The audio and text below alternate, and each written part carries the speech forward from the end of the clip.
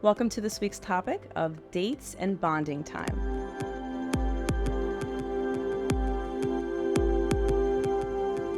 So this is going to be a fun activity for the two of you to do together.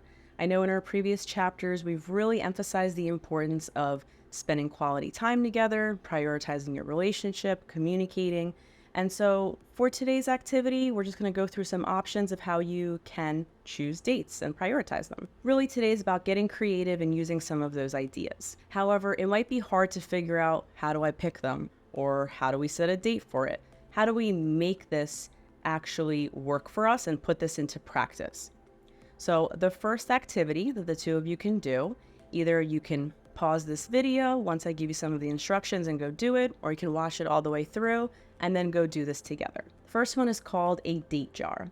So basically getting some kind of a jar or container that you can put pieces of paper in. Grab a bunch of activities that the two of you already enjoy, that you want to do, and some interesting ones that you haven't in the past, but you might want to try. And you're going to want to write them all down and put them into the date jar. Just fold them so you can't see them, obviously. And then you're going to want to categorize the dates. So it's helpful to do it by color or if the shape of the paper, something that will differentiate each date by the category. So if you have a few that are for outdoor dates, like literally being outside, or if you have some for just outside the house, but in a museum, for example, or the movie theater, or you can have ones where you're doing it indoors, spending quality time at home, these kinds of ideas. So you'll categorize them, color, shape, and put them in the jar, and you'll be able to talk about these ideas. So let this be a fun activity for the two of you to think about what you have done in the past that's been great, what you want to do, things that you've been thinking about doing, or if you see on the list, whether it's concerts or museums, looking up some of these places that might be going on close by and writing that down. And then before you start actually pulling from it, you want to think about some of like the rules or the framework of this. So really that's just going to be the frequency, right? So what is a realistic amount of dates that you can have, whether it's per month or per quarter, right? I know in our other chapters for rituals, we talked about it being realistic and sustainable. And so for your relationship, if it only makes sense for now to do it once a month, that's okay. So the frequency will be once a month. If you can do it twice a month, great. The point is just to agree upon the frequency that makes the most sense that you two will be able to commit to, knowing that you'll be able to stick with it if possible. So once you have your jar ready, you have your ideas written down, they're categorized, you have them in, and you've decided on a frequency.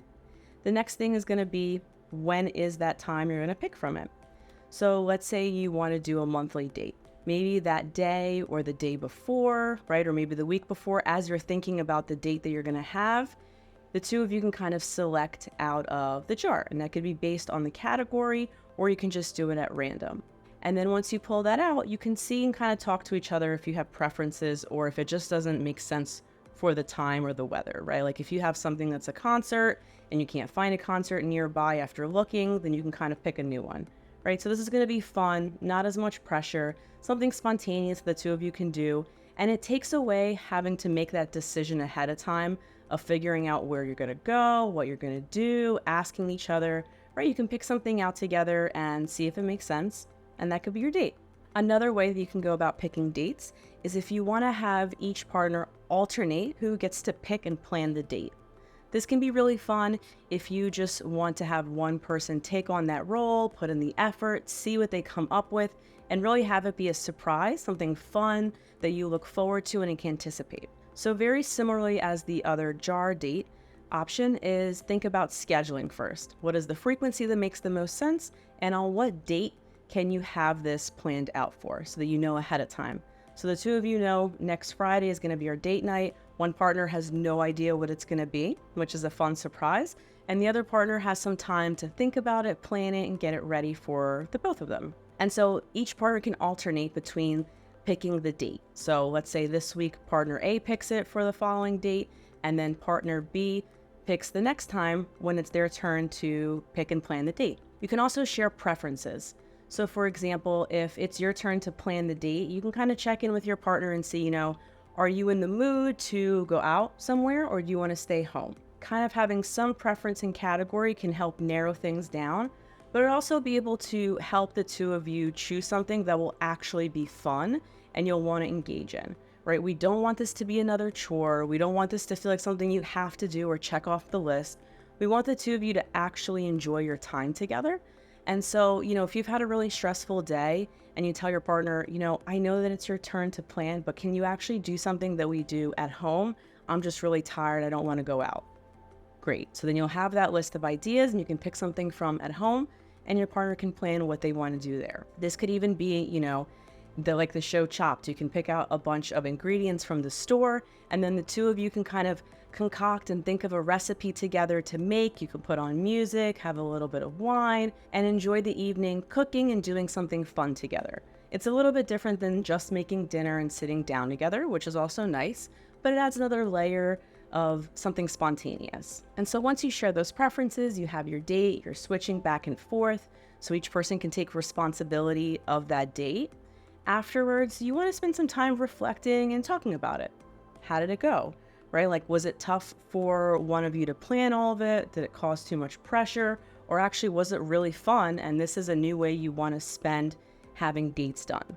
Another option, if you don't necessarily want to get the jar or that feels a little too cheesy for you, no problem, right? These are just some ideas. Maybe another thought could be if the two of you are out and about or separately and you come across something, let's say you're walking to work and you see a cafe or a restaurant that looks really good and you want to try, right? You can find it on your Google address and save that restaurant in a notes folder in your phone, or you can email it to each other, right? Have somewhere where you can compile a list of places or things that you want to do as you're just kind of going through life and notice something, right? Sometimes if we just text it to each other or say it out loud, we can forget, we'll lose it. But if you start compiling a list of places that you actually saw, and then when you decide on the frequency of your dates and you decide on the actual day that you're going to have it, you can go to that list and just go through them, right? So if you want to have a meal, you can pick through the categories of restaurants. If you want to do an activity, you can pick through there. And these are things that one or both of you have already looked at and thought like, oh, this might be an interesting thing for the two of us to try. There's no right or wrong way of doing this. These are just a couple of ideas and options to make it a little bit easier and make it more likely for the two of you to actually pick something and do something. Because I'm sure there's plenty of times where after the end of the week, the two of you might be really tired or busy. You just don't have the mental capacity to make another decision and plan something. So if you have things already in place, there's already a system, right? The important part of all of this is having some sort of a system that the two of you can pick from to make that easier so that you can spend time together is the important piece of this. So get creative, find something that works for you and your partner in your relationship, and have fun.